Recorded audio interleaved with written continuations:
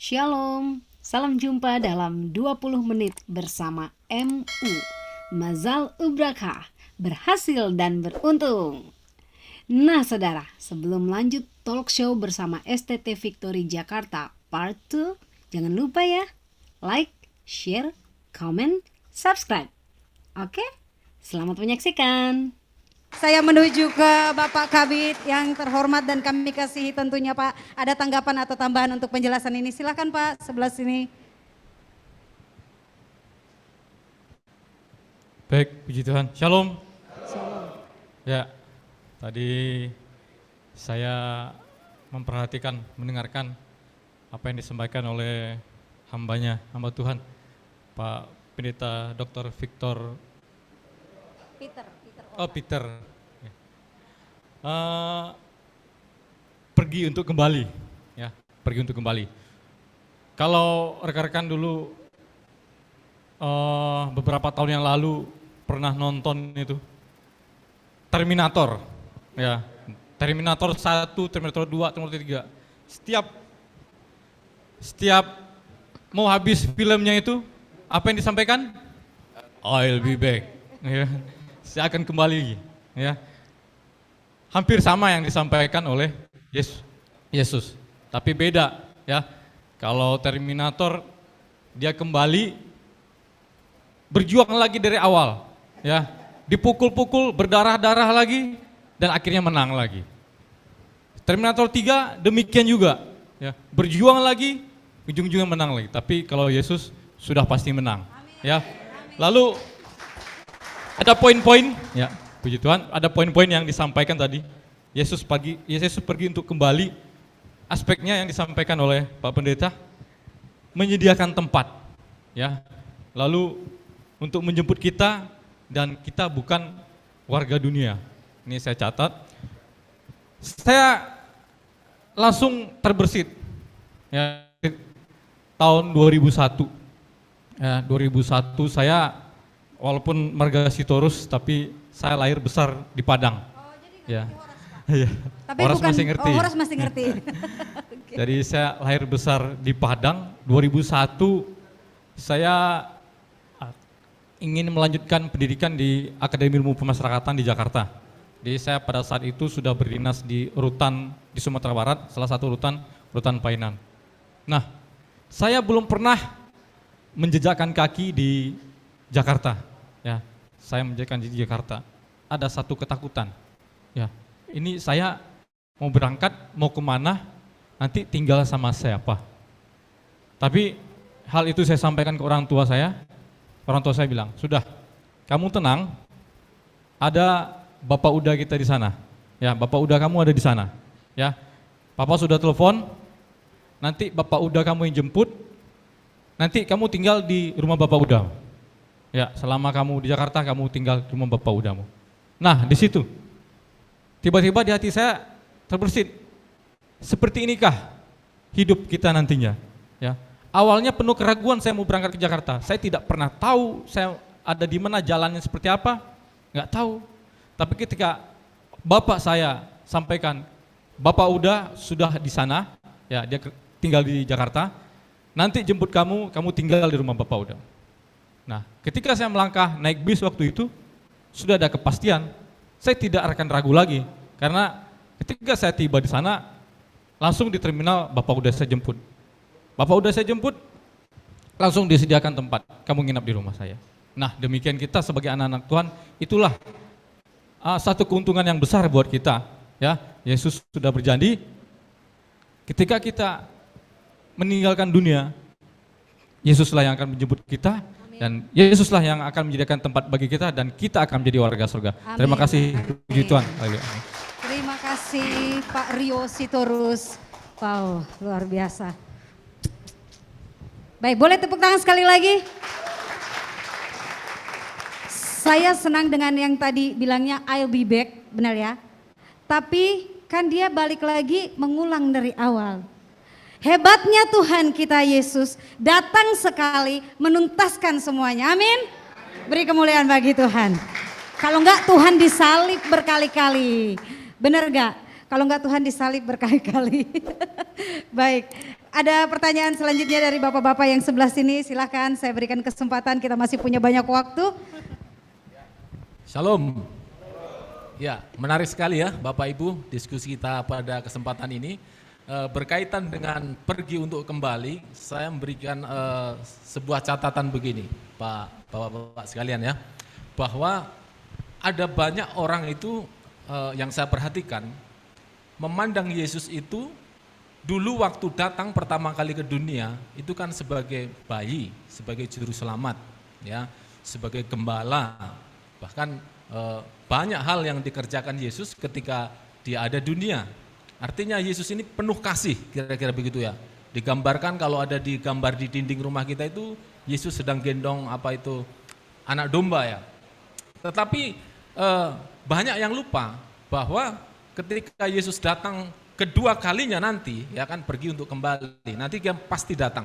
Kita nggak tahu kapan waktunya, hari apa, tanggal berapa, tahun berapa.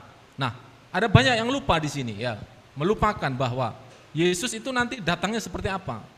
Nah, banyak orang datangnya itu nanti sama seperti datang yang pertama kali sebagai juru selamat. Padahal Alkitab dengan jelas mengatakan dia datang sebagai raja, sebagai hakim yang adil.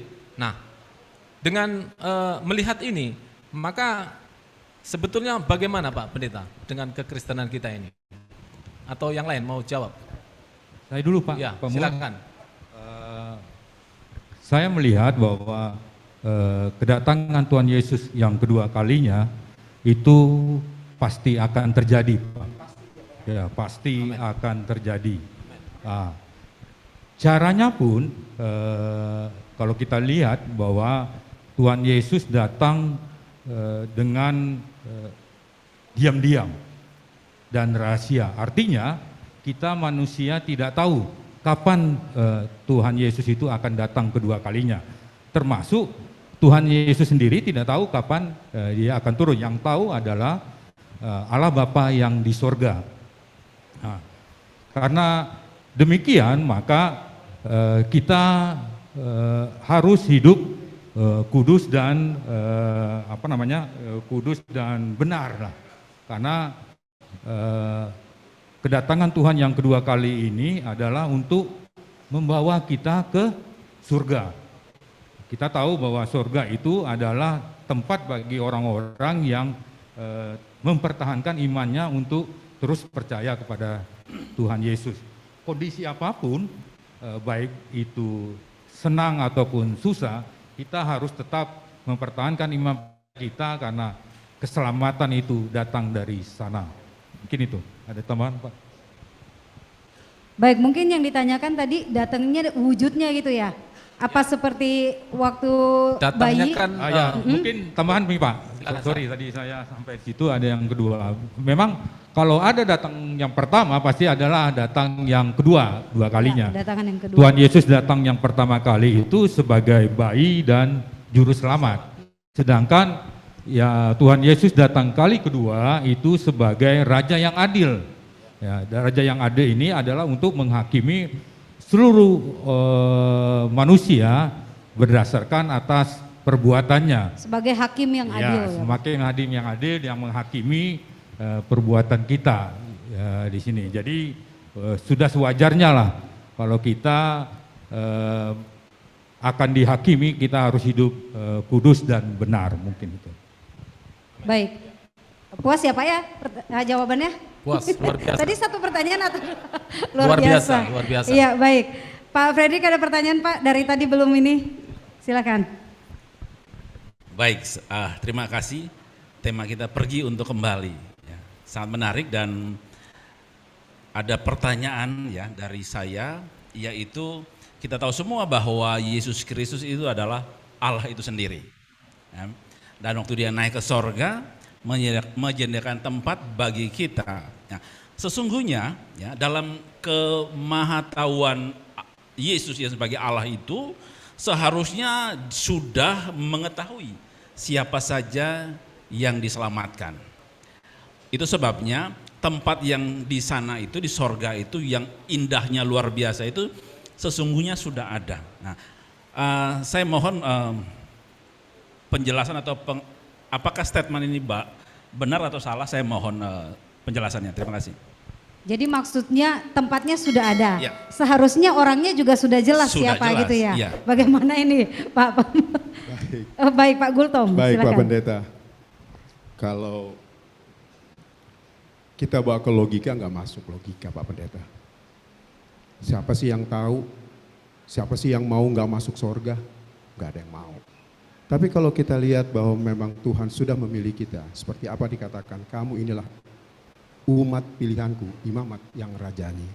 Artinya memang benar yang kata Pak Pendeta bahwa kita sudah dipilih oleh Tuhan. Kita sudah dipilih. Tetapi kalau kita mengkotakkan bahwa hanya sekian yang akan masuk surga, itu juga saya rasa nggak adil juga. Seperti contoh pada zaman dahulu kala, bangsa Israel itu tidak boleh bergaul dengan bangsa lain. Tapi ketika Tuhan memberikan pintu kepada bangsa lain, kita bisa. Jadi saya melihat bahwa kalau kita memang sudah dipilih Tuhan, pergunakan kesempatan yang diberikan Tuhan. Tapi kalau kita masih ada di luar kandang, hanya Tuhan yang tahu apakah kita dipilih atau tidak. Jadi itu mungkin penjelasan dari saya Pak Pendeta. Cukup Pak Fredrik? Baik, Bapak-Bapak mungkin ada yang mau menambahkan pembahasan atau apa yang disampaikan lagi? Kalau belum ada saya mau lempar ke audiens lagi nih. Silakan, ada yang sudah menyediakan pertanyaan? Ada yang mau bertanya Bapak-Bapak atau Ibu? Ibu-ibu? Silakan Pak, mari. Ya, ke depan saja. Saya salut Pak, saya pendatang baru, tapi mungkin saya coba berani dikit lah, mau nanya. Katanya Yesus datang yang kedua kali Pak. Yang pertama yang mana tuh Pak? Kalau menurut saya yang tadi Pak Angga sampaikan, itu kan dari lahir, kan dia udah cut off-nya meninggal sampai salib. Kan yang datang kedua kali yang mana tuh Pak? Yang pertama, dia turun ke dunia, ini yang mana ya Pak? Saya mau nanya Pak. Tapi boleh gak saya kasih kecil-kecil pandangan pikiran saya? Yang pertama tuh waktu Yesus menegur Paulus. Pada waktu itu kan Paulus banyak mematikan orang-orang Yahudi, yang orang Kristen pada waktu itu. Nah saya berkesimpulan sampai saat ini, saya selalu bertanya, yang pertama apakah itu? Kalau saya salah mohon dijelaskan Pak. Terima kasih Pak. Terima kasih. Dengan Bapak siapa? Pak Ajit, ya silakan. Pak Peter menjawab, silakan Pak. Ya teman-teman, yang pertama itu bahwa tentulah yang masuk surga adalah orang pilihan atau orang yang diselamatkan. Kita tidak bicara predestinasi siapa dipilih tidak dipilih, tetapi otomatis menurut Alkitab yang masuk surga itu adalah orang yang percaya Yesus. Itu dulu ya, itu yang pertama. Yang kedua adalah bahwa orang Kristen harus yakin bahwa heaven is so real, surga itu nyata. Bukan sebuah janji seperti apa namanya, janji utopis atau janji angan-angan, PHP, enggak. Surga itu nyata bagi kita sehingga bukan sebuah janji yang akan menina bobokan kita. Oh percaya Yesus nanti dapat surga. Atau janji saya kepada anak saya, nanti kamu juara saya kasih handphone baru. Enggak, ini suatu kepastian permanen loh. Itu yang kedua. Yang ketiga adalah bahwa menurut kitab Wahyu, Bapak Ibu boleh tadi sudah ditayangkan dalam buku saya yang pertama judulnya Misteri Dunia Baka.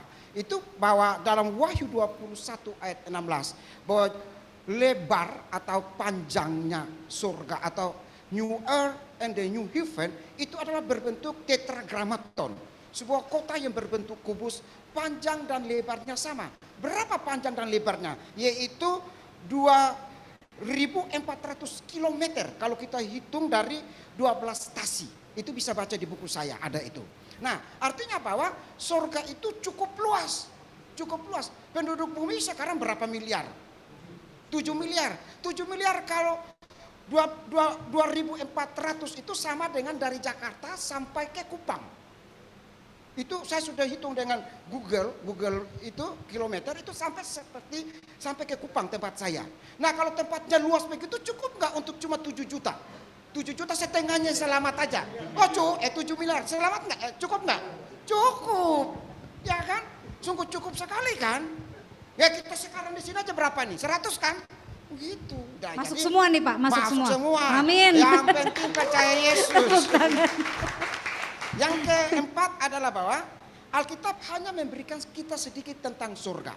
Jadi tidak banyak berbicara tentang surga, berbicara tentang apa itu heaven. Tetapi sedikit saja kita sudah bangga kan. Tadi saya sudah kasih prolognya. Wow, temboknya dari emas. Apa namanya, lantainya itu dari batu-batu permata. Wow, kalau begitu surga betapa indahnya.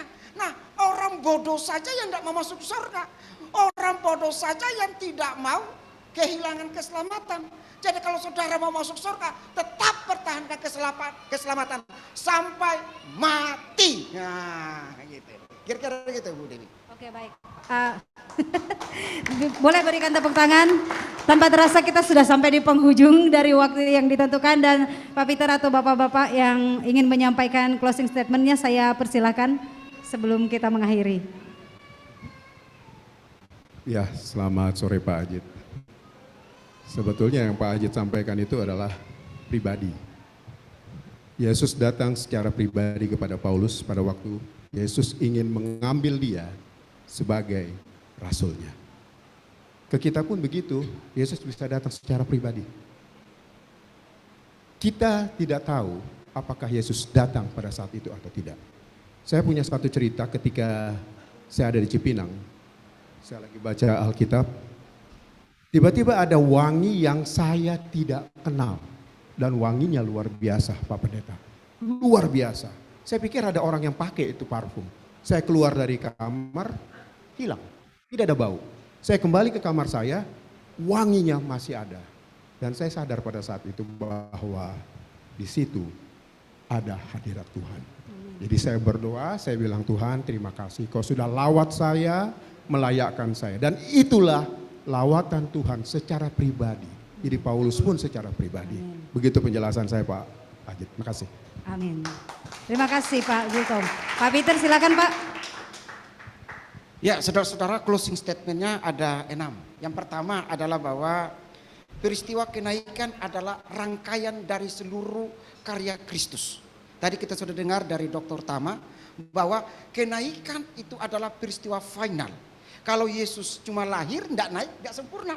Tetapi kenaikannya adalah sempurna supaya apa? Menyediakan tempat bagi kita. Yang kedua adalah kenaikan ke surga untuk memberikan kepastian, bukan utopis atau PHP, bahwa kita yang percaya Yesus mati pasti masuk surga.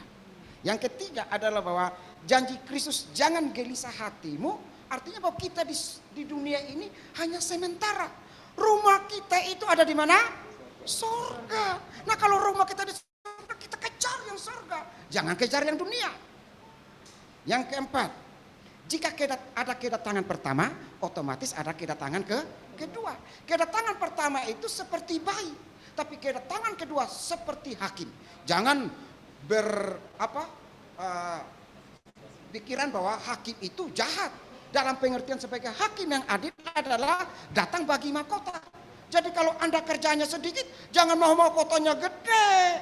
Saya yang kerja banyak, mahkota gede dong. Nah, gitu. Jadi saya semangati bapak-bapak semua di rutan, di lapas, semangat. Karena semua yang kita kerjakan itu mahkotanya di surga.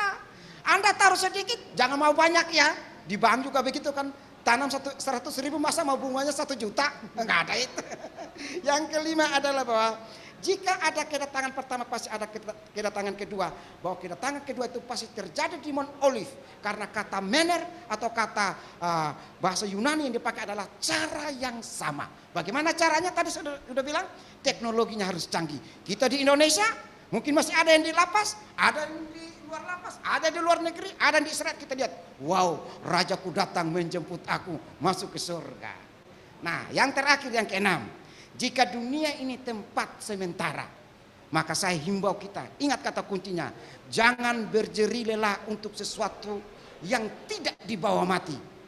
Sekali lagi, jika dunia ini hanya tempat sementara, jangan cari kesenangan mati-matian untuk sesuatu yang tidak dibawa mati. Tapi carilah yang surga, yang bernilai kekal dan abadi. Tuhan berkati kita. Amin. Haleluya. Terima kasih telah bersama talk show yang luar biasa hari ini, dan atas nama keluarga besar STT Victory kami mengucapkan selamat memperingati atau merayakan hari kenaikan Tuhan kita Yesus Kristus yang pergi untuk menyiapkan tempat yang pasti buat kita yang sungguh-sungguh hidup di dalam Tuhan, dan kita percaya kita semua masuk surga. Amin. Sampai jumpa di tema-tema berikutnya. Shalom.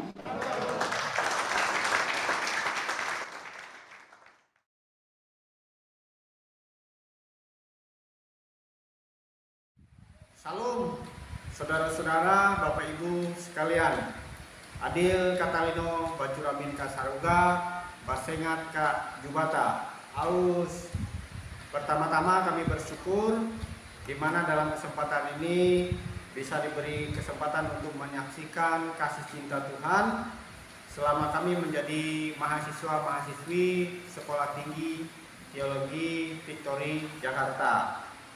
Kami sudah menyelesaikan semester ganjil dan sekarang sudah memasuki semester genap. Banyak yang sudah kami dapatkan memberkati kami, terlebih dalam pembinaan iman kami masing-masing di IPT Rutan kelas 2B Bengkayang. Kami juga sangat diberkati dengan adanya program kerjasama antara Yayasan Indonesia Bangkit dan Bersinar dan Jakarta, yaitu program studi D1, dan kami berharap sekolah teologi yang dilaksanakan di setiap lembaga pemasyarakatan yang ada di Indonesia, termasuklah kami yang ada di UPT Rutan kelas 2B Bengkayang. Kami juga berharap untuk program yang sudah berjalan ini bisa terus berlanjut ke depannya. Jangan hanya D1 teologi, tapi kami berharap akan bisa lebih ditingkatkan menjadi D3 teologi. Kami dari seluruh mahasiswa-mahasiswi Sekolah Tinggi Teologi Victory Jakarta dalam rangka memperingati hari kenaikan Tuhan Yesus tahun 2022 mengucapkan tak seorang pun mendapat penghargaan karena telah menerima sesuatu, tetapi penghargaan diberikan ketika seseorang memberikan sesuatu. Sekian kesaksian singkat dari kami. Tuhan memberkati. Amin. Nama saya Metro Lilianto, saya dari Lapas Kelas 2A Pontianak. Saya pengguna narkoba. Puji Tuhan, saya ditempatkan di tempat ini. Saya diselamatkan oleh Tuhan karena Tuhan sangat mengasihi anaknya. Maka saat ini saya bersyukur saya berada di tempat ini, saya boleh mengenal Tuhan lebih dekat, karena sebelumnya saya semasa di luar saya tidak mengenal Tuhan. Saya di dalam beribadah mungkin 1 tahun sekali dalam waktu saya untuk ibadah kepada Tuhan. Di Tuhan tempat ini saya banyak melakukan aktivitas, yaitu melalui doa, membaca firman, dan puji Tuhan juga di sini saya bisa mengikuti sekolah teologi melalui STT Victory. Kebaikan Tuhan memang luar biasa ketika kita mau sungguh-sungguh mau percaya bahwa kita tidak bisa hidup sendiri tanpa meminta Dia. Kalau kita hidup hanya memikirkan diri kita sendiri, mengandalkan diri kita sendiri, maka segala Tuhan tidak bisa kita lakukan. Ketika kita sudah mengandalkan Tuhan, puji Tuhan, saya sampai saat ini sudah kurang lebih hampir 4 tahun, saya bisa meninggalkan ketergantungan saya. Itu semuanya kebaikan Tuhan. Banyak sekali orang ingin melepaskan dirinya dari ketergantungan narkoba karena keinginannya sendiri, tapi tidak bisa. Tapi kalau bersama dengan Tuhan, kita akan dikuatkan, kita akan diteguhkan, kita akan diselamatkan. Maka tetap semangat di jalan Tuhan, kita semangat untuk melakukan segala apa yang telah Tuhan sabdakan kepada kita. Kita semangat untuk memuji dan memuliakan nama Tuhan Yesus Kristus. Terima kasih, Tuhan Yesus. Terima kasih.